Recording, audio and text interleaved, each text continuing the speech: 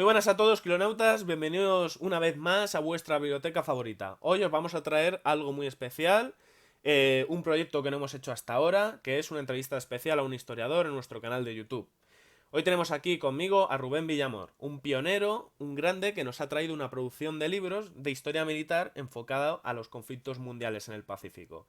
Tendréis en la descripción de nuestro vídeo su canal de YouTube y su página web, que es Eurasia 1945, que es la mayor cuenta de la Segunda Guerra Mundial de habla hispana que hay en Internet. Se encuentran detallados los ejércitos, batallas y sucesos de la Segunda Guerra Mundial. Y bueno, pues aquí quería también hablar de que, pues, que nuestro invitado es un gran amante de la cultura japonesa y que ha producido un libro un libro que se llama La Segunda Guerra Sino-Japonesa, 1931-1939, del cual está ahora trabajando en el segundo libro, si no me equivoco, y que está editado por HRM Ediciones. Pues nada, Rubén, saluda un poco a la audiencia. Rubén, Pues ¿estás nada, ahí? muchas gracias de estar aquí.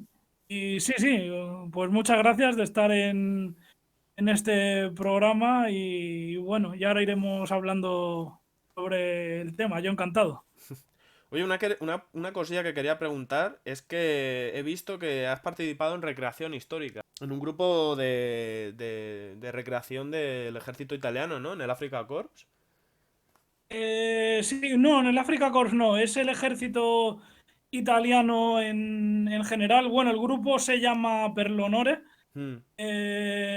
Y bueno, recrea básicamente toda la contienda, aunque sobre todo y especialmente en la época de la República de Saló. Es un grupo que la verdad existe hace muy poco tiempo, un año y medio. Yo es que siempre me ha interesado, por estética, siempre me ha gustado mucho el ejército italiano. Y bueno, en cuanto se formó este grupo, allá que fui de cabeza.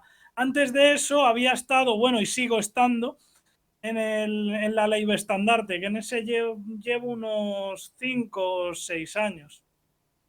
Muy curioso eso. Bueno, aquí yo estuve participando en un grupo de recreación militar, pero era de napoleónico. Y bueno, que me pareció muy Ah, sí. llamativo verlo en la biografía. Y bueno, Y he pues coincidido varias veces, a veces con napoleónicos en algunos eventos, sí. ya a lo mejor... Incluso cuando se cumplieron los 200 años de la batalla de Talavera, bueno, fui a veros a Talavera, Ah, a sí, napoleónicos. qué bueno. No, no, si lo mismo nos hemos conocido en Sí, persona, en el pero... 2009, que fue una batalla espectacular, se Sí. recreó No, no, allí. 2009 yo por ahí todavía estaba en pañales ya. O sea, 2009 yo era, no estaba ahora mismo en recreación, creo. O sea, cuando empecé fue justo en 2017. Y luego en Ah, 2018, bueno. 2019, pero y ya ahí ya no he vuelto más. Y bueno, pues quería ir un poco ya meterme en el tema, ¿vale? Porque, pues bueno, hemos hecho una reseña de tu libro en Biblioteca Clio. Bueno, la reseña la escribí yo. Y porque tengo aquí el volumen aquí en mis manos y bueno, me lo he leído y he tenido que apuntarme muchas cosas ahí para ver si podía hacerte unas preguntas ahí en esta entrevista sobre algunos conceptos del libro. Y bueno, debo decir que estoy esperando la segunda entrega porque me gusta bastante. Y es que me he dado cuenta que sí que es cierto que es un libro que no se encuentra en las librerías. En plan, la Segunda Guerra Sino-Japonesa, por alguna razón, sobre todo en Occidente, no parece tan tratado. Bueno, en España sobre todo, porque hay muy pocos libros, ni siquiera traducidos. Sí, Está así es, será para 2021 el volumen 2. para 2021. Ah, Que va, perfecto. va a abarcar pues del... Sí, abarcará pues desde la invasión alemana a Polonia, cómo afecta eso en China, ya hasta la capitulación de Japón en el acorazado Missouri. Ahí o sea, que vamos a ver ahí todo detallado Burma, ¿no? Todo lo que sucede en China en ese periodo, En todo ese lo que periodo, sí. sucede dentro En Birmania o así, de China o alrededor. sí. ¿Te meterás en Birmania un poco? Evidentemente, sí, Sí. el tema de Birmania. El libro ya adelanto que está terminado, Anda, mira. está pendiente de publicación. Está concluido desde hace tiempo, este 2020 lo concluí. Sí, sí, evidentemente Birmania, porque bueno, un frente decisivo para de la contienda, y que si Gran Bretaña no colapsó en la India fue en parte gracias a que en la provincia del Yunnan con Birmania el ejército japonés estuvo ahí estancado gracias a la presencia china. El Ahí, Kuomintang, sobre evidentemente sí, todo, ¿no? Birmania está. Sí, sí. Sí, Birmania, la parte china de Birmania, Mm. evidentemente. Pues bueno, pues quiero hacerte la primera pregunta aquí que tenemos preparada, ¿vale? Y es que hemos descubierto que, bueno, lo mencioné antes en esta presentación un poco, que este conflicto no está muy tratado en los países europeos y en España sobre todo es totalmente desconocido. O sea, yo creo que podría ahora mismo preguntar incluso a historiadores y lo mismo no saben hablarte. Sí saben hablarte de Pearl Harbor y la batalla de Normandía y la batalla de Alamein, pero nadie sabe nada. Bueno, pero me atrevería a decir que si hago una encuesta en la calle o a historiadores, no sabrían hablar de lo que fue la batalla de Shanghái ni la batalla de Wuhan. Entonces, con esto te quiero hacer la primera pregunta y es que, ¿qué te ha llevado a realizar la Segunda Guerra Sino-Japonesa? Pues bueno, básicamente es rellenar un vacío de la Segunda Guerra Mundial, tanto de su desarrollo como de sus causas y consecuencias, un vacío que prácticamente no existe. Y bueno, te has referido en España que no hay nada, pero es que de España lo podemos extrapolar al resto de países, no existe prácticamente nada, con excepción del mundo anglosajón. Eso sí, aún así, aunque haya numerosos libros en Inglaterra, Estados Unidos, etcétera, el déficit sigue siendo bastante tremendo. Y es verdad, hay una cosa que nosotros podemos ir a cualquier librería, que siempre hay una Ujú. sección amplia dedicada a la Segunda Guerra Mundial, y podemos encontrar pues libros sobre determinadas campañas, batallas. En cambio, esto refiriéndonos solo al mundo anglosajón, realmente todas las obras que hay son muy genéricas. Casi casi para hacer este libro en muchas ocasiones he tenido que coger un poquito de una obra genérica, otro poquito de otra, y así ir montando un puzzle. Es más, fíjate que a día de hoy en el mundo solo hay publicado 4 libros que estén dedicados a una campaña o batalla exclusiva dentro del contexto del frente chino. Mm. Y que es un libro sobre la batalla de Shanghái del año 32, otro sobre la segunda batalla de Shanghái del año 37, Mm. otro sobre el asedio a Nankín.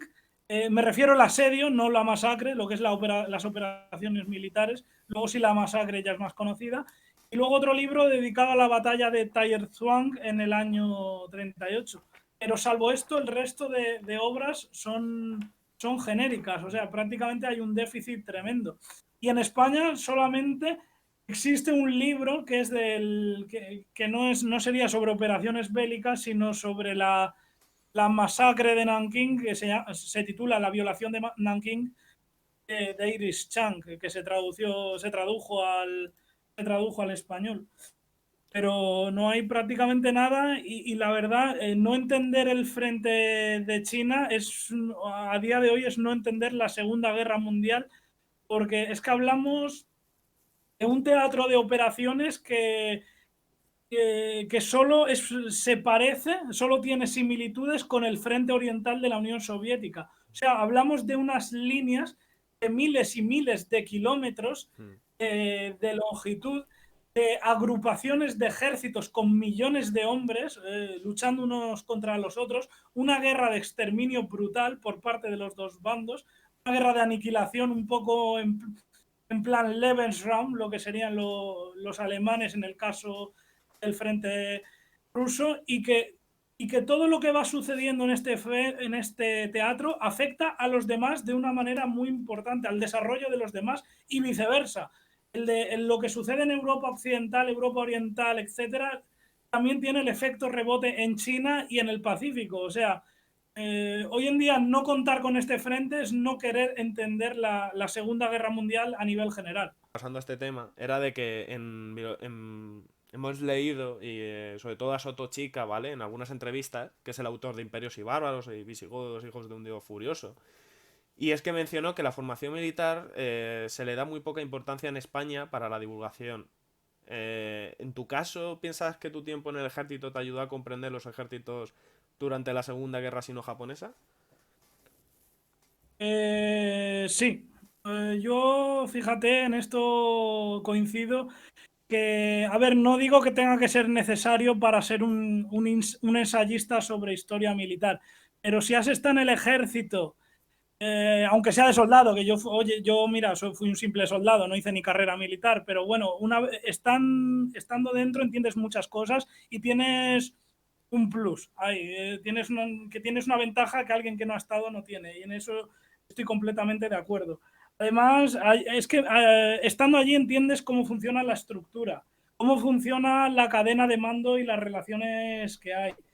Entiendes porque el ejército prácticamente, un altísimo porcentaje, por no decir casi todo, es la logística. Y estando allí, pues bueno, aunque seas como un simple furriel, ya ves lo que es ese funcionamiento, que no es el hecho de ir a pegar tiros. Un ejército al fin y al cabo es logística, básicamente Sí, es eso. mucha gente se imagina el frente de África con el Africa Corps y obvia todo el aparato logístico que hay que cruzar en el canal de Suez, Sudáfrica, la India y llegar hasta allí. Y eso, Bueno, es que el infierno logístico. sí, sí, sí, y es que esa parte se censura totalmente. Sí, sí, sí, o sea, es que mantener aquello era muy complicado. Mm, Sí, sí, sí, Y eso es lo eso es que da cierto. Y pie a bueno, luego en el bulos. ejército Sí. ves las maniobras, ves la dureza, cómo, qué es lo que más se asemeja a un campo de batalla. Pues sí, tienes un plus que alguien que hace la carrera de historia y se pone a hacer historia militar de libros, se van, o se es un crack, pero se va a notar en la calidad, se va a notar. O sea, porque aparte yo lo digo por mi experiencia, porque yo ya escribía sobre historia militar antes de estar en el ejército. Y ahora, una vez ya estuve dentro y salí, veo esa diferencia, veo que tengo una preparación inmensamente mayor. Entonces, sí, yo si alguien quisiera dedicarse a ser ensayista militar, le recomendaría hacer una carrera o enfocada a la historia o parecida y luego hacer la mili. O sea, eso sería Sí. mi recomendación. Bueno, pasando a la tercera pregunta. Es muy curioso que paralelamente en este conflicto, que duró más o menos, bueno, la primera etapa duró más o menos en 1937-1939, ¿vale? La etapa antes de la Segunda Guerra Mundial. Y bueno, bueno, y omitiendo las guerras no declaradas, ¿vale? A partir de 1931, esos choques que hay entre Japón y China. Y es que me parece curioso que paralelamente se estuviese produciendo al mismo tiempo la Guerra Civil Española. ¿Es la guerra sino-japonesa en el continente asiático lo que supuso la guerra civil para el continente europeo? Tiene muchas semblanzas, no 100%, pero sí, tiene bastantes similitudes que van a afectar bueno, a lo que va a ocurrir en el continente europeo. Y bueno, y es que hay que recordar, tanto aquí pasa una cosa, no al principio de la Guerra Civil Española, que en el 36 realmente es una guerra que tiene como causa un conflicto exclusivamente español, que lo de fuera no tiene nada Mm. que ver. Una vez ya está en marcha la guerra civil, sí, luego ya entran otros agentes, sí, pero bueno, el origen es una cuestión puramente entre españoles, las cosas como son. Pero ya, fíjate una cosa, ya en el año 1937 sucede algo muy llamativo, que es que Alemania impulsa el pacto anticomunista, el pacto anticomintern, que bueno, lo van a conformar 5 países y uno de estos es la España nacional de Franco. O sea, la mitad de la península ibérica, ya con Franco a la cabeza, se va a sumar al pacto anticomintern. Y bueno, y curiosamente, dentro de esta coalición también está Japón, que es muy curioso. Son 5 países que son Alemania, Japón, España, Italia y Hungría. En el año 37 son estos 5 países. Mm. ¿Qué pasa? Que cuando ya la contienda se tuerce en España, también se complica en China porque Japón va avanzando. En el año 1938 hay podemos decir, dos grandes campañas militares en China y en la península ibérica que tienen como motivación ese resquebrajamiento de las alianzas en el viejo continente, es decir, básicamente la crisis de los Sudetes en Checoslovaquia. Entonces, tanto la campaña del Ebro en España como la campaña de Wuhan en China se plantean como tanto la República como la China nacionalista las plantean como una manera de desgastar a sus oponentes para alargar en el máximo tiempo esos conflictos a ver si empalman con que enlazan con la Segunda Guerra Mundial. O sea, es con esta idea. En China Y funcionó. fíjate, hay una cosa aquí, hay un mensaje muy curioso del ministro de Exteriores de la República, José Giral, en aquellos momentos, que envía un mensaje a Chiang Kai-shek y le dice: España envía al gran pueblo chino su más sincera expresión de solidaridad. Entonces, claro, ambos países, tanto la lucha contra Franco como contra Japón, la venden de cara al exterior como una guerra antifascista contra el fascismo. Claro, es propaganda todo al fin y al Sí. cabo, porque la China nacionalista realmente era un régimen ultraconservador, nacionalista de derechas, mientras que la Segunda República era el Frente Popular en aquel momento era una amalgama de partidos de extrema izquierda. O sea, Sí, es un ¿puedo? acuerdo un poco curioso. Sí, Sí, en eso coinciden, pero son regímenes totalmente opuestos. Eso sí, tienen ¿te como puedo un enemigo interrumpir aquí común. en una cosa? Sí, Me llamó mucho la atención porque leí en el libro que es que evidentemente el Kuomintang es un grupo con ideas, o sea, dispares, ¿sabes? Pero al fin y al cabo impera la ideología ultraconservadora, republicana, ¿vale? De sí. China. Pero es que ahí leí que es que había un grupo que básicamente tenía ciertos paralelismos con Hitler y los nazis. Y esto me recuerda mucho, me recordó indirectamente a Franco con la Falange con los carlistas Sí. y no sé. Sí, la Sociedad de los Camisas Azules, Sí, esa. que además la funda Dai Li. Sí, además curioso porque llevaban la camisa azul igual Mm, que Falange. Y exacto, sí, exacto. la funda Dai Li, que luego este será un personaje siniestro, de hecho se le va a conocer como el Himmler chino, porque ya cuando el Kuomintang, ya, vamos, en la práctica ya es una dictadura ultranacionalista de derechas, este va a llevar toda la policía secreta, secuestros, tortura, represión, le van a conocer como el Himmler chino, porque va a habilitar hasta campos de concentración para opositores políticos. Y en sus inicios había dirigido esta milicia, que eran los camisas azules, que bueno, existieron antes que la Falange, porque los camisas azules, creo que es, no recuerdo el año exacto, pero creo que es de principios de los años 30. Creo que es del año 30, 31, no recuerdo. Falange creo que, si no me falla la memoria, es del año 34, Mm, cuando se funda en el Teatro de la Comedia de Madrid, creo que es. Ahora sí. mismo. Pero bueno, en ese sentido los camisas azules es un invento de los chinos, no de la Falange. Sí. Pues pasando a la siguiente pregunta, ¿vale? Eh,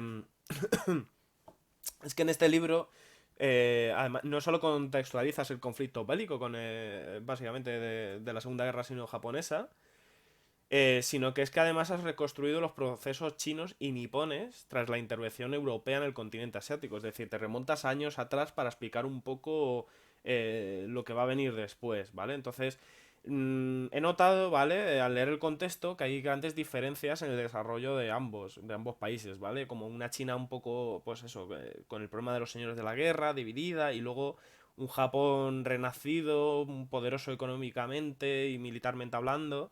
Entonces, esta pregunta viene a contarte de por qué China no logró llegar al nivel industrial, político y militar que tuvo Japón a principios de siglo. Claro, pues por la manera de actuar de cada uno. Básicamente Japón, desde que llegan los barcos estadounidenses el Comodoro Matthew Perry en 1853, o sea, desde Mm, esa fecha, desde el minuto uno, decide abrirse al mundo exterior, copiar meticulosamente todo lo relacionado con la modernidad, invertir en industria, técnica, ciencia, y además, algo que es muy importante, decide jugar a las reglas de los europeos, jugar y perfeccionarse dentro de ese juego, con lo cual con lo cual, claro, aparte va a ser tratado como un igual por las demás potencias. China todo lo contrario. China, y fija que tenía una ventaja, China, fíjate aquí, que contaba con la ventaja de que estaba en contacto con los europeos mucho antes. Sin embargo, prácticamente desde el siglo XIV-XV ya recibía barcos. Pero sin embargo, a medida que se va dilatando en el tiempo esos contactos, se va cerrando más. mm. Incluso ya en el siglo XIX parece que hace como un redescubrimiento del feudalismo que se va al feudalismo más extremo en algunos momentos. Claro, esto realmente Yo he te tenido retrasa problemas. enormemente frente a tus vecinos. Sí, yo he tenido problemas. Sí, perdón.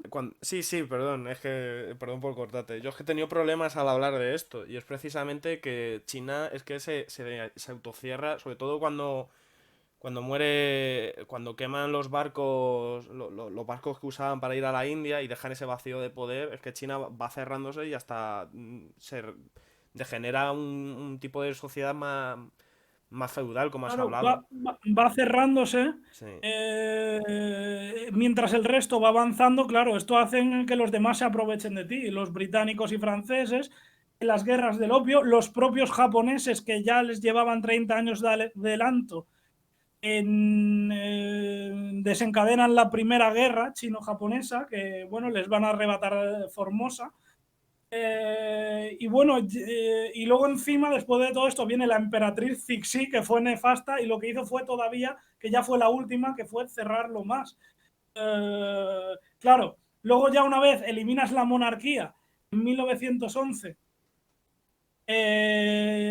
ya intentas sumarte a ese carro de la modernidad, ya la cosa no cuaja, porque, bueno, tienes el experimento de la república, pero una república históricamente está demostrado que muy rara vez funciona la primera, tienes que hacer varios intentos. Entonces te salen los señores de la guerra, los comunistas, los nacionalistas, tienes estas luchas de poderes que sí, aunque todos quieran abrazar la modernidad, como estás en una guerra constante, en una revolución constante, es la destrucción constante. Entonces no puedes aplicar esa modernidad. Entonces, claro, eso a Japón al final hay casi 70 años de diferencia, Mm. 70 años de ventaja que lleva Japón contra China. El único que soluciona un poco esto, aunque es verdad que es muy denostado, es Chiang Kai-shek. Mm. Chiang Kai-shek, tanto en los primeros años de paz como en la guerra civil contra Mao, que la guerra civil no se llevó en todo el territorio en las primeras décadas, sino en zonas más focalizadas, pues Chiang Kai-shek en las zonas pacificadas, en las zonas grandes, la verdad sí que ahí empieza ya a desarrollar un poco, empieza a crear infraestructuras, todas las grandes ciudades consigue que tengan redes de carreteras más o menos modernas, redes de ferrocarril, también les dota de aeropuertos, incluso de aerolíneas civiles. O sea, ya vemos que el país, pese a todo el retraso que lleva, gracias a los grandes recursos que tiene China, empieza a modernizarse a pasos agigantados. Y esta va a ser una de las razones también por las que Japón se empieza a preocupar y va a empezar esa política agresiva, porque ve, aunque lleve 70 años de ventaja, gracias a los inmensos recursos que tiene China, en cuanto se ponga a ello, le va a coger pronto también China, Sí. como vemos hoy en día, que está a punto de superar a Estados Unidos. Pasaba también con la Unión Soviética, tenían mucho miedo de la reindustrialización y que luego le fuese un problema algo mayor en Siberia y sí, ahí Japón sí que supo ver un poco el futuro ahí Sí, sí. con respecto a estos estados. Y bueno, pues te voy a hacer la siguiente pregunta y, y es que en tu libro dedicas una parte importante, sobre todo, que ya lo hemos hablado, a líderes políticos como Chiang Kai-shek o Mao Zedong. que entablaron además una guerra paralela por el control de China, o sea, lo que estábamos hablando, la guerra civil ahí, pero es que además eso sucedía del mismo tiempo que estaban los japoneses invadiendo el país. ¿Por qué Chiang Kai-shek tuvo tantos problemas para mantener más o menos ese control y que acaba perdiendo relevancia a favor de Mao durante este conflicto? Bueno, serían bastantes, pero bueno, por enumerar los más importantes, el primero es que cuando la guerra civil china empieza en 1927, es decir, bastante antes de la agresión japonesa. Y bueno, el agresor en este caso son los nacionalistas, es el propio Chiang Kai-shek que decide atacar a los comunistas. Y la verdad es que en un principio, que en los primeros días, que es el famoso incidente de Shanghái, pues bueno, realmente aniquila a toda la cúpula del Partido Comunista Chino y prácticamente ahí tendría que haber terminado la cosa. Lo que había un líder regional en la provincia de Hunan, un líder de segundas, que no tenía la mayor importancia, era Mao Zedong, que a diferencia de sus otros compañeros que se desmoralizan, este ve una oportunidad en ello. Y bueno, consigue movilizar a simpatizantes, a campesinos, hace el famoso levantamiento de la cosecha de otoño y ya crea una base guerrillera. Claro, al crearse esta base guerrillera, ya muchos le echan en cara a Chiang Kai-shek, ya empieza con el prestigio tocado, porque dicen, has atacado al Partido Comunista Chino, pero no lo has derrotado del todo y encima tenemos una guerrilla. Una Hmm. guerrilla que encima se dilata en el tiempo y que enlaza con la primera agresión japonesa, que es en el año 31 a Manchuria. Entonces Chiang Kai-shek decide dar prioridad a combatir a los comunistas que no a los japoneses. Y claro, vamos a tener al siguiente año el incidente de Shanghái de 1932, que de nuevo recula ante los japoneses. Vamos a tener que se extienden los nipones hasta la Gran Muralla en la provincia de RG. Aquí también nuevamente Chiang Kai-shek cede a los japoneses.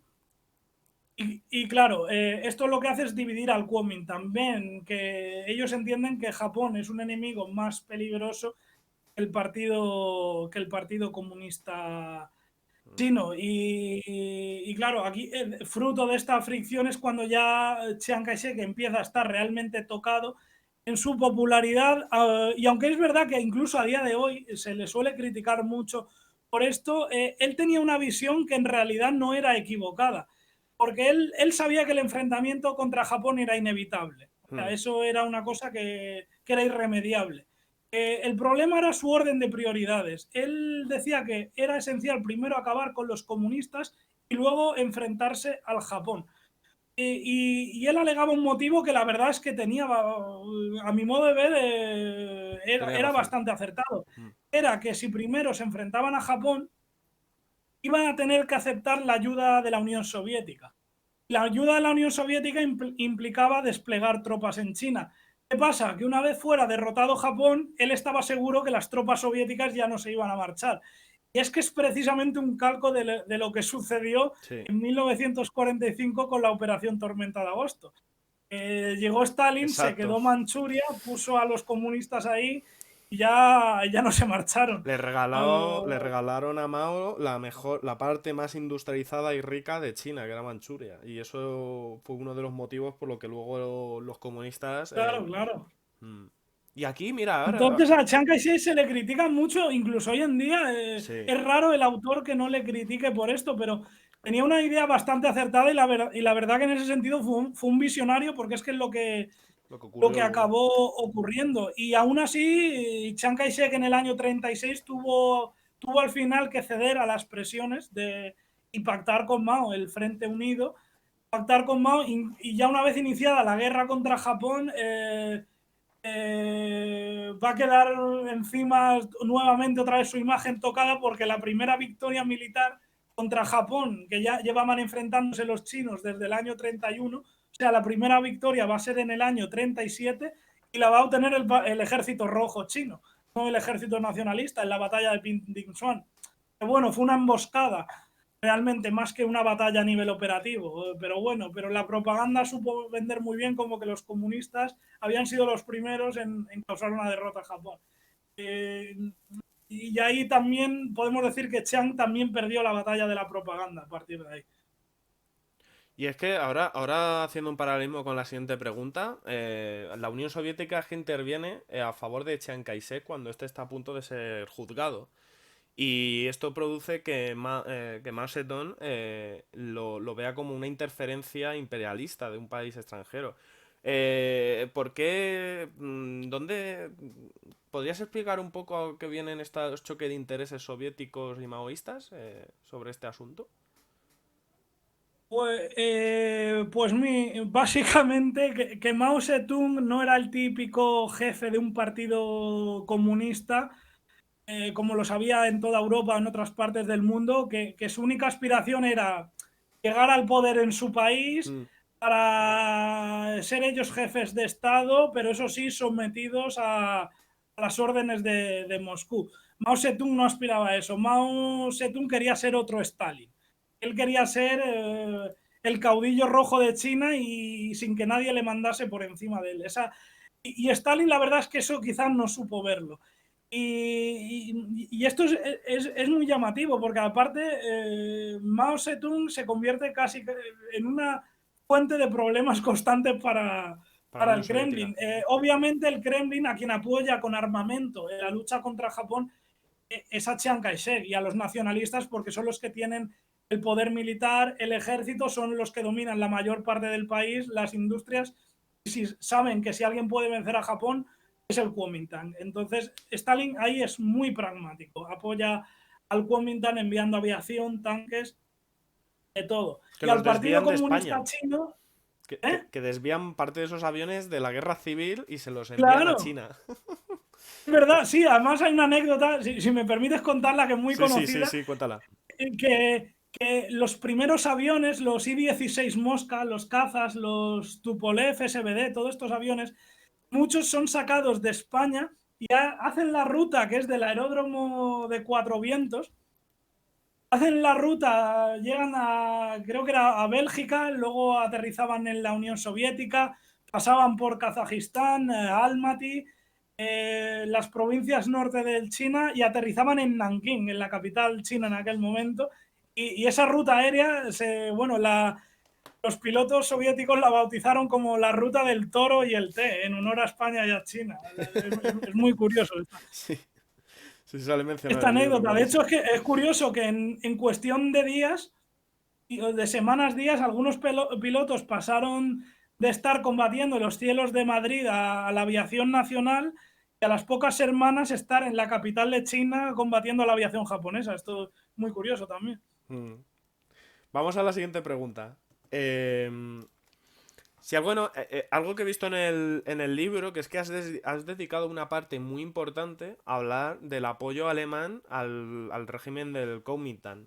Y, y bueno, y esto cómo fue, o sea, cómo es posible que dos países tan distintos y tan alejados además, como Alemania y China, pudieran conectar mutuamente en este contexto bélico. Bueno, distintos no eran, realmente. De hecho, el Kuomintang era, no era un régimen obviamente nacionalsocialista, ni mucho menos, pero bueno, se podía entender mucho mejor con la Alemania nazi que a lo mejor no con una democracia occidental, podía entenderse mejor. Incluso con la República de Weimar, porque los contactos empiezan ya entre China y Alemania en tiempos de la República, vamos, de Weimar con von Hindenburg, cuando estaba Hindenburg en el poder. Y bueno, esta alianza, que yo no la considero antinatural para nada, o Mm, sea, coinciden muchos intereses. Primeramente, el miedo al comunismo. Eso es uno de por qué ya una vez esté el Tercer Reich fundado, los alemanes decidan apoyar a China en la guerra civil contra Mao. O sea, sí. eso es un motivo. Luego también poder ver el uso de las nuevas armas que estaba fabricando Alemania. Y luego un poco solidaridad, porque ambos países habían sido vapuleados por los mismos. O sea, Alemania había sido vapuleada en el Tratado de Versalles por Inglaterra, por Francia, precisamente por los mismos que había sido vapuleada China en el pasado. Eran dos países arruinados y políticamente quebrados socialmente por culpa de los mismos. Entonces ahí tenían coincidían intereses 100%. Y eso que Y Alemania. Sí, y eso que Alemania estuvo metido en China en el siglo XIX. sí, tuvo colonias en China, tuvo Tsingtao, pero bueno, al término de la Primera Guerra Mundial no las devolvió, realmente se las arrebató Japón y esto es muy curioso. Tuvo un gesto muy solidario a Alemania, que la colonia de Tsingtao, que se la había arrebatado después de una batalla en 1914 entre Alemania y Japón, eh, apoyó las reclamaciones chinas para que esa ciudad volviese a China y que no se la quedaran los japoneses. O sea, tuvo ese gesto Alemania. Y claro, eso quieras o no, acercan nuevamente intereses de uno y otro. Oye, Y ¿de en ahí eso no se viene la tradujo. cerveza? Sí, sí, la cerveza Tsingtao, claro, vino Sí, de sí, ahí. sí, sí. Qué curioso. Sí, sí, precisamente. Por cierto, tengo un libro sobre esta batalla, que es la Primera Guerra Mundial en el Pacífico. Sí, sí, La sí. editorial Lo, Platea, ahí explico muy bien todo eso. lo voy a poner también en la Y, descripción del vídeo, como curiosidad. y claro, esto se tradujo pues en una ayuda enorme hacia China. Hubo una visión militar, primero la lideró Hans von Schmidt, luego Alexander von Falkenhausen, que además formó parte del Estado Mayor de Chiang Kai-shek, del Consejo Supremo de Defensa, y hubo en total 80 chinos dirigiendo, es una cifra bastante considerable. Y con esto vino muchísimo armamento, piezas de artillería PaK, carros Panzer, muchos fusiles Mauser, que además los bautizaron con el nombre de Chiang Kai-shek. Pero bueno, cuando en algún Chiang Kai-shek es un Mauser de toda la vida. Sí, sí. Cascos, vemos que además hicieron divisiones al modelo germano, o sea, ya no solo con equipo alemán, sino con las tácticas. Por ejemplo, la táctica de las famosas Stoßtruppen, que ya se habían aplicado en los últimos años de la Gran Guerra, muchas divisiones adoptaron este método y que, por cierto, contra los japoneses en algunos enfrentamientos se mostraron bastante efectivos. Y bueno, te quería ahora preguntar. Uy, espera un momentito que ha habido un problema. Vale. Que te quería hacer ahora la siguiente pregunta. Y es que he leído, ¿vale? De que el ejército japonés, antes, en tu libro, que el ejército japonés de la Segunda Guerra Sino-Japonesa era de lo más potente y apto para una guerra contemporánea. Sin embargo, es que he leído a Max Hastings, incluso al propio Himu, del canal de YouTube sobre la Segunda Guerra Mundial, que el ejército japonés de 1941 y 1945 era mediocre y que estaba muy sobrevalorado. ¿Hasta qué punto se da este bajón de calidad del ejército japonés de la guerra de la Segunda Guerra sino-japonesa a la Segunda Guerra Mundial? ¿O piensas que esto se ha exagerado un poco y que tampoco ha bajado de calidad?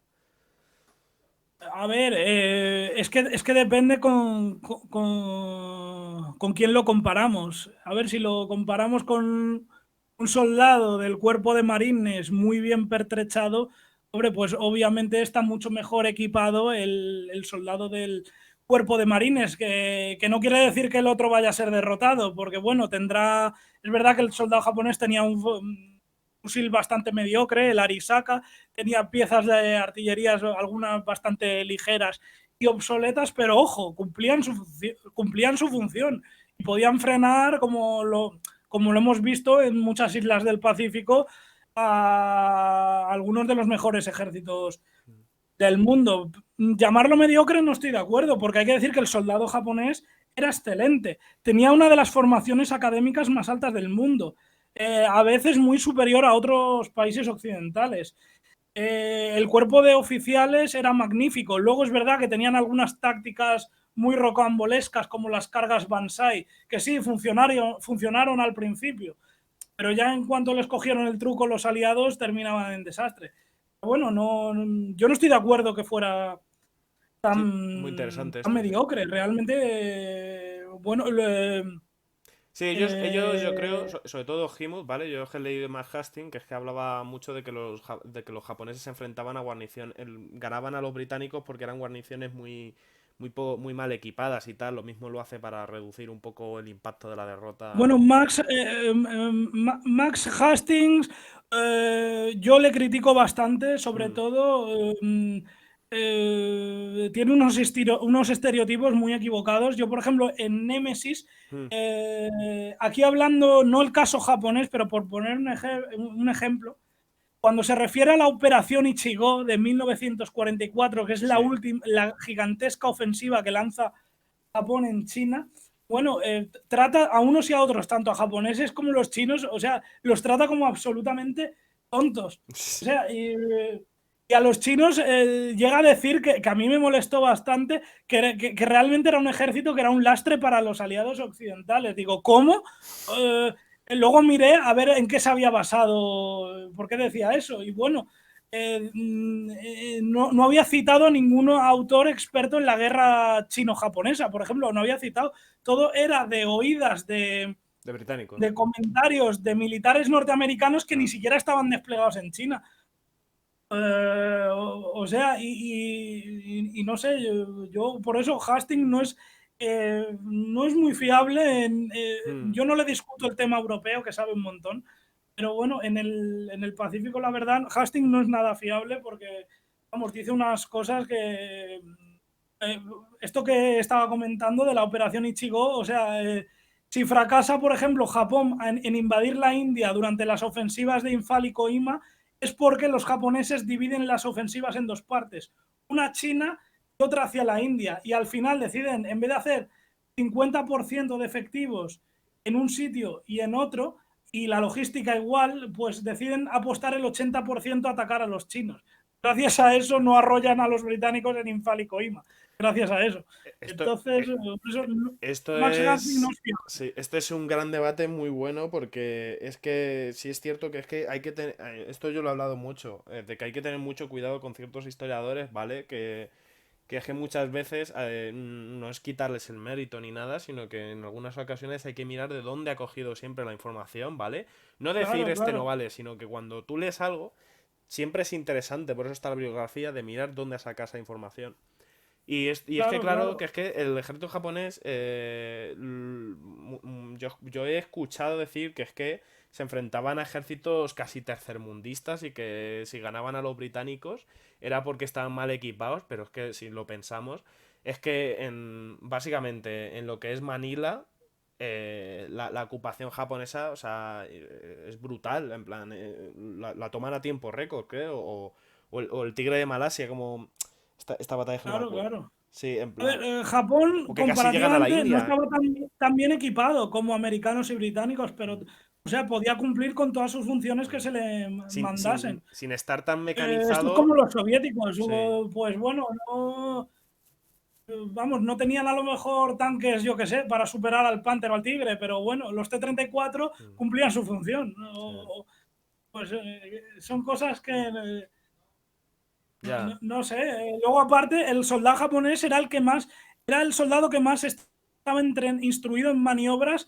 Si Mm. hacemos la media en el mundo, era el que más maniobras se chupaba. El Sí, soldado sí. japonés estaba más habituado Es que se escucha al sobre campo todo abierto. hablar del soldado alemán y del soldado soviético, pero es que el soldado japonés, es que he leído que, por ejemplo, en la batalla de Infal, básicamente muchos regimientos se quedaron ahí atrapados, pero porque ellos preferían morir y se quedaron ahí cumpliendo las órdenes 10 años después de haber acabado la guerra. O sea, y es que Sí, eso, sí, yo sí. creo que hasta Slim, creo que era el general que estaba en Birmania por aquel momento, creo que es que dijo que es que los japoneses eran los únicos soldados del mundo que cumplían a la perfección el luchar hasta la última bala y hasta el último hombre. Pero es que nunca en la historia se ha visto un soldado tan determinado como el japonés. Sí, sí, sí, no, y de japonés, y ojo, del chino igual, el Mm, chino, o sea, la capacidad de resistencia que demuestra a lo largo de toda esta guerra, o sea, es espectacular, o sea, un soldado occidental no hubiera aguantado psicológicamente lo que aguantó un chino o un soviético en el frente oriental. sí, Yo creo sí. que son los que aguantaron de una manera y yo me enfadó mucho leer eso de Hastings, me Pero enfadó mucho cuando es que tenía que leí esa preguntarlo, parte. O sea, sí. Es que tu libro es un contraste totalmente contrario a lo que afirma Hastings y esto me gusta. Jimito, en cambio, está acertado, ¿eh? Cuando habla Sí, sobre la logística sobre todo, sí. la logística, está acertado, pero es que incluso en la logística, por ejemplo, Hastings, volviendo a Ifal y Coima, haciendo esta comparación, Ifal y Coima también, acertadamente sí, dice que una de las causas del fracaso es que logística estuvieron muy mal pertrechados los japoneses, no les llevaban municiones, no les llevaban comidas a las zonas de asedio. Pero vuelvo a decir, es que esto, y yo lo sacaré esto en el segundo libro, está mal, cómo cuando reparten los recursos, los japoneses, todos los depósitos de armamento, municiones escalonados, están repartidos prácticamente todos para la operación Ichigo contra China. Además voy a poner, se verá en el segundo libro, en qué zonas están ubicados, las provincias, la red de comunicaciones que tenían en tren, en carretera, para ir pertrechando a todos estos soldados a medida que fueran avanzando en la ofensiva. Claro, esto a la India deja muy poco para los soldados japoneses en la India y eso es lo que explica el fracaso. Hastings está barriendo para su casa, él creo que es británico, me parece, creo que Sí, claramente está sí. barriendo para su casa. Sí, sí, sí. Hay muchos historiadores que pecan de eso, sí. Nada, es que, como habías comentado, es que es brutal ver lo que supuso sobre todo el Pacífico, sobre todo la diferencia que hay entre el soldado americano del Pacífico al soldado americano del teatro europeo. O sea, el del Pacífico con muchísimas más dificultades bueno, que Sí, no sí. tiene nada que ver, no tiene nada que ver con el europeo, que muchas veces se le quita el mérito a Estados Unidos. Pero es que en el Pacífico Estados Unidos ahí cumplió todo el papel estratégico y táctico. Sí, sí. Y luego que mientras los soviéticos Y estaban ojo, ahí y en el Estados frente Unidos, oriental luchando ahí a muerte, luego tenías ahí a los británicos en Bélgica tomando el té mientras disparaban la posición de artillería, sí, por sí, sí, favor. sí. Es que No, hay... Estados Unidos tuvo un buen papel también. Yo siempre digo, Mm, eh, hombre, la victoria de los aliados fue una conjunción de todos actuando coordinadamente. sí, O sea, de pero Estados Estados Unidos, la Unidos Unión Soviética, lideró muy bien. Inglaterra y China. Estos cuatro coordinadamente. Mm, Inglaterra quizá solamente al principio de la guerra, que pidió que fueran invadidas las islas, ese es su mérito, y un poco a los italianos en el norte de África, que eso permitió alargar la guerra, pero luego el resto del papel van a ser quien va a llevar todo el peso de la lucha en sangre, China y la Unión Soviética, sí. Estados Unidos, pues bombardeos, material, etcétera. Sí, Reino Unido luego además a partir de 1942 empieza a poner muchas trabas y empieza ya una guerra sobre todo contra Estados Unidos en el plano diplomático a ver quién lidera. Y bueno, Sí, sí. para no alargarnos más, te voy a hacer ahora te voy a hacer unas cuantas preguntas, las últimas preguntas, ¿vale? Y es que esta sí que me interesa especialmente. Y es que, ¿cómo de difícil ha resultado investigar las fuentes para este libro, sobre todo las chinas y japonesas? Bueno, pues de fuentes, prácticamente me he basado en muchos trabajos anglosajones, pero si tenemos que hablar de fuentes chinas y japonesas, voy a citar dos, las únicas que están traducidas al inglés, que no son pocas, por cierto, Mm, son muy amplias. Eh, para conocer un poco a los chinos, si alguien un día quiere, alguien que nos está oyendo, algún futuro autor, quiere documentarse pues para sacar una determinada campaña o batalla del frente en China, o sea, hay dos obras que son fundamentales para comprender un poco el ejército chino, las batallas que libra, su logística. Bueno, es un libro en español, sería Historia de la Segunda Guerra Sino-Japonesa, 1937-1945, History of the Sino-Japanese War, en inglés. Eh, bueno, son de dos autores, es una obra monumental, o sea, eh, es un pedazo libro altísimo, súper ancho, que tiene como 700 páginas, letra pequeña, pero es magnífico. O sea, Xu Longshuan y Chan Minkai son los autores. Son chinos de Taiwán, lo escribieron hace 50 años, o sea, cuando estaban recientemente con toda la documentación que habían sacado de China el Kuomintang antes de exiliarse en Taiwán, y prácticamente está, bueno, batalla por batalla, campaña, la industria,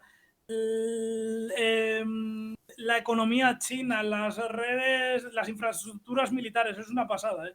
Está puesto, bueno, con un nivel de detalle magnífico. También hay uno más reciente que son una colección que la han traducido al inglés, es la colección Mao Min, que bueno, que básicamente son varios tomos de unos libros que son un tochazo, pero bueno, son varios tomos que abarca desde 1911 hasta los sucesos de la plaza de Tiananmen.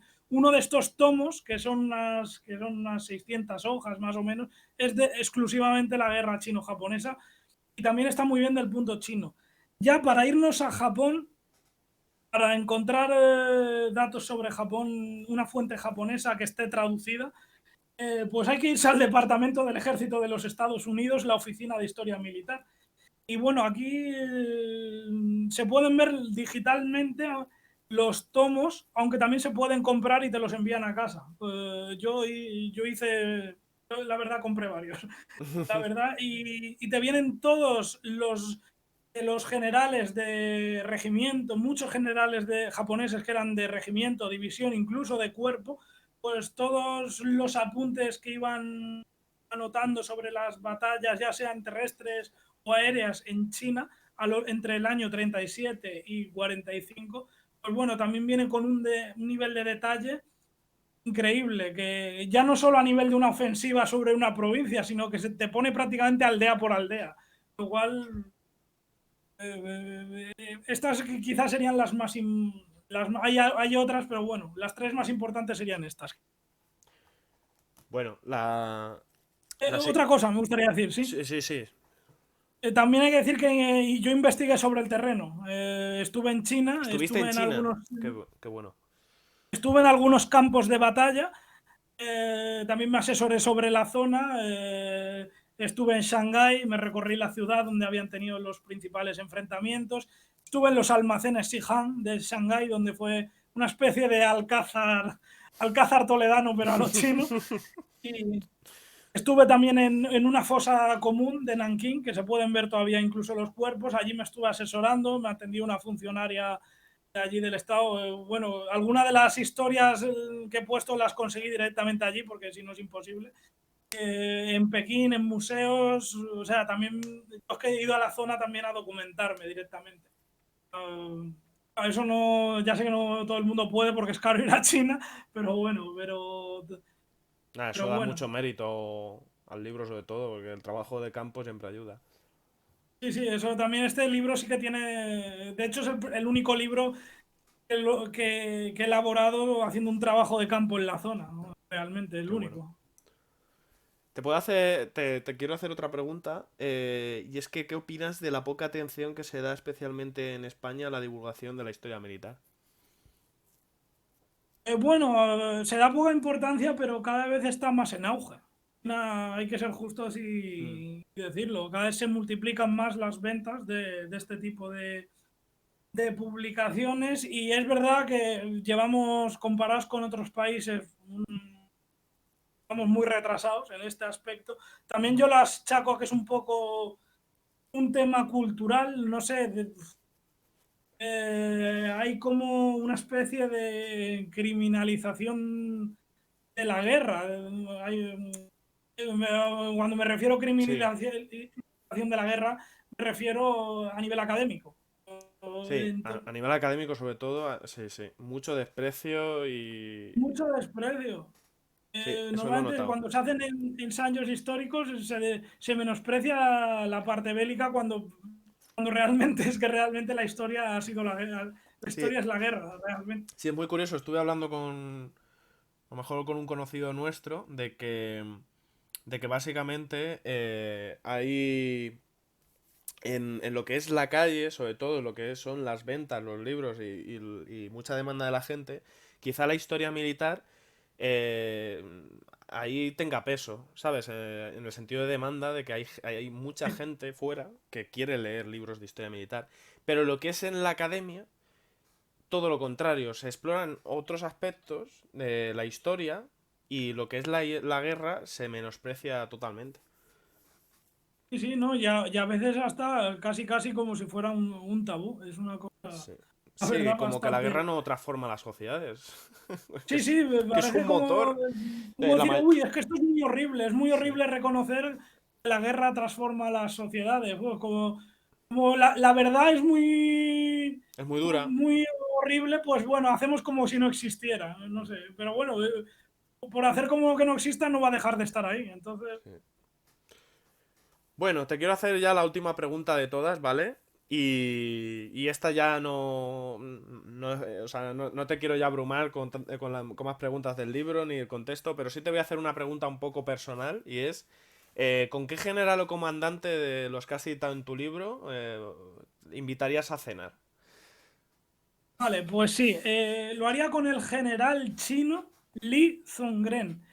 Este es el primer general que derrota operativamente al ejército japonés, o sea, impide que un grupo de ejércitos del ejército japonés se una a otro grupo de ejércitos, hace que estén cortados en dos. A la ofensiva, además, inflige más bajas a los japoneses que a las suyas. Es la primera, podemos decir,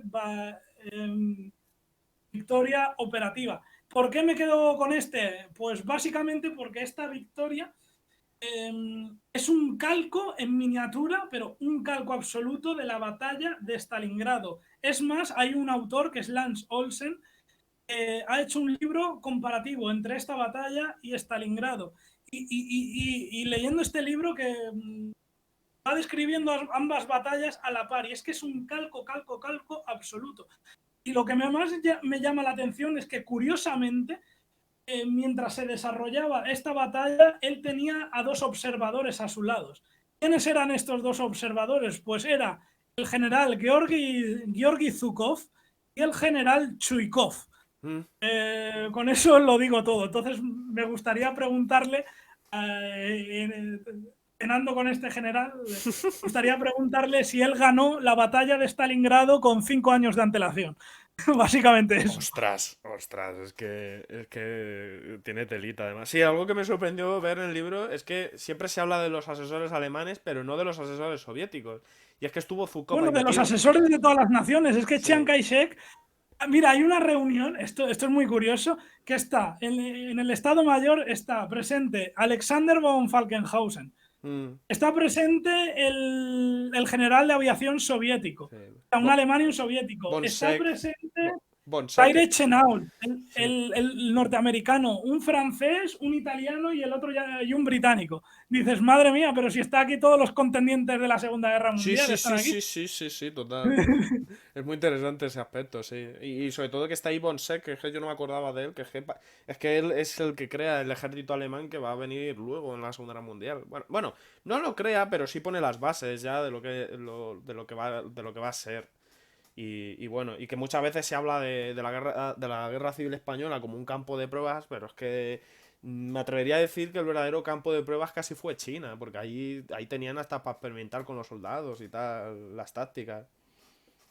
Y bueno, pues mira, yo creí que ibas a citar a un general que ahora no me acuerdo cómo se llama, pero que decías en tu libro que era un general muy variopinto porque tenía pintas de mongol.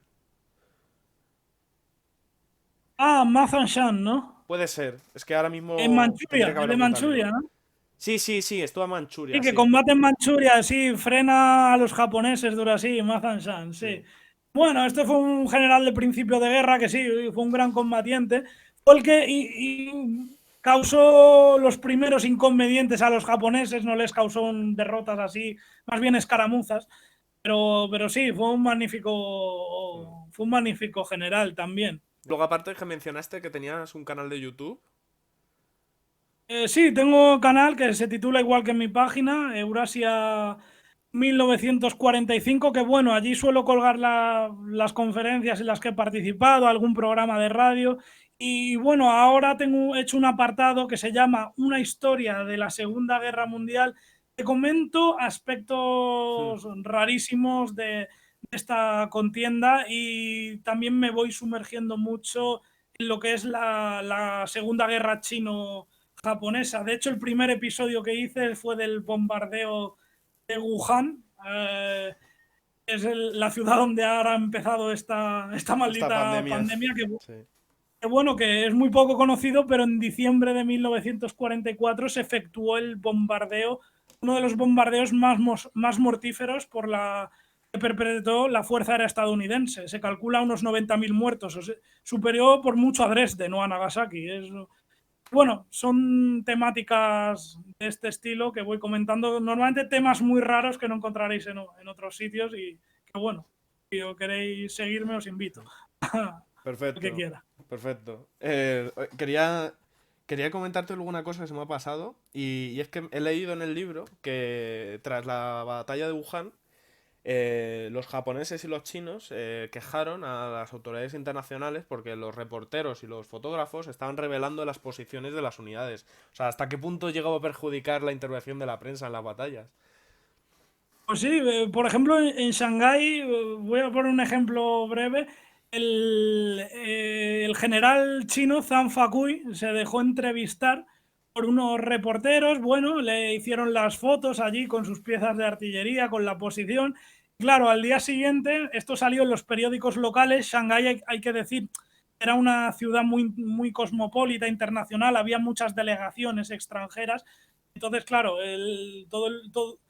los miles de occidentales que vivían allí querían enterarse de lo que pasaba a escasos metros, era lógico. Entonces, claro, al día siguiente esto se publicó la foto con sus posiciones, con su posición de artillería. Y claro, los japoneses vieron la foto en el periódico, supieron dónde se encontraba y orientaron sus cañones hacia allí.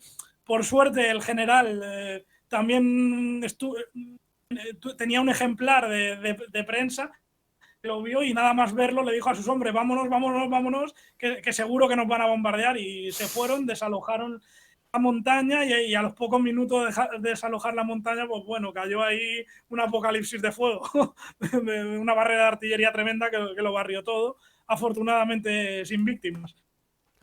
Nada, perfecto. Joder, es que me encantó esa parte del libro, me reí muchísimo, que me lo estaba ahí imaginando. Y bueno, nada, me gusta la comparación. Pues bueno, yo creo que vamos a terminar la entrevista. Yo creo que ha estado muy interesante y que yo creo que hemos aprendido bastantes cosas. Y bueno, pues nada, Rubén, pues que decirte que muchas gracias por venir y que estamos aquí esperando ansiosos el segundo libro.